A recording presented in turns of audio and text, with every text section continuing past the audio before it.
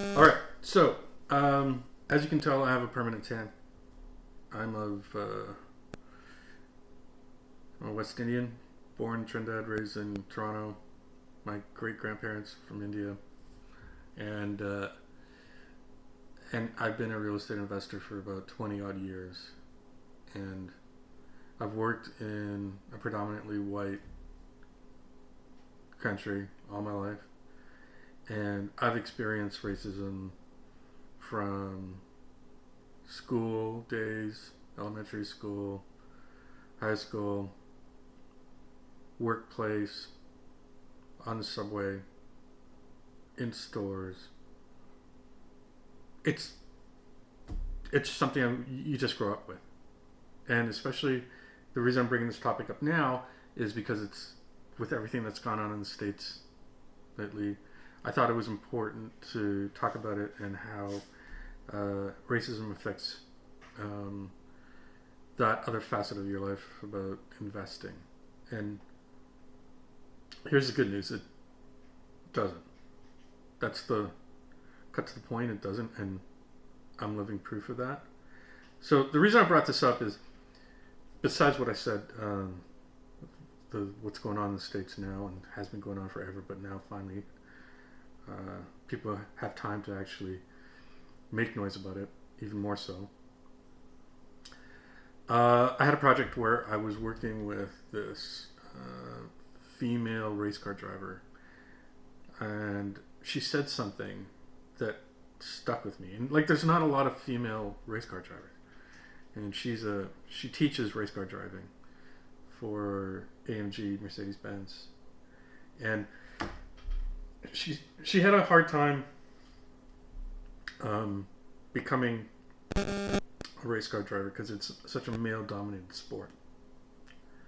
And she said something when we were doing some interviews with her. We were creating some content, and being one of very few female race car drivers, she said this, which was, I thought, fascinating and so insightful. She said, "The car doesn't care whether or not you're a man or a woman. It doesn't. Like, a car will be driven to the best of its ability, whether you're a man or a woman, you're black, you're white, you're queer, doesn't matter. If you're a good driver, the car will respond. If you're a terrible driver, doesn't matter what you are, the car will not respond." So that stuck with me, and it made me think about the whole real estate investing thing. And a house doesn't care what color you are. It doesn't. It's going to go up in value no matter what color you are, or if you're a man or a woman, or you're handicapped. It doesn't. If you make the right decision, that house will go up in value. If you make the right choices and make the right decision and find the right place at the right time, it will go up in value.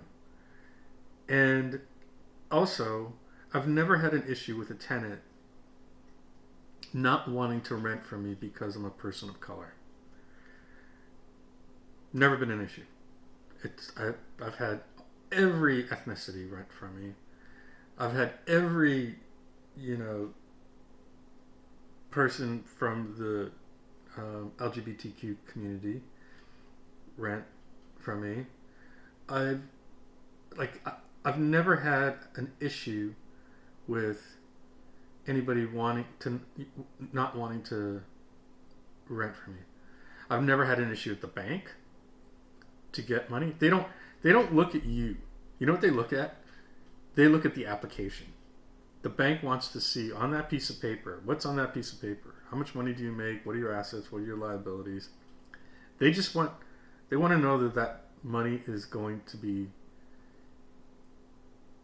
securely invested in this house. Now, I don't know the experience of other minorities in other parts of the world, but for me, I've done deals where I've done so many mortgages where the bank I've never met them. I've done it through mortgage brokers, and I currently did 2 refinance with a mortgage broker I've never met, just over the phone. So if they don't, I believe real estate is one of those investments where it doesn't discriminate.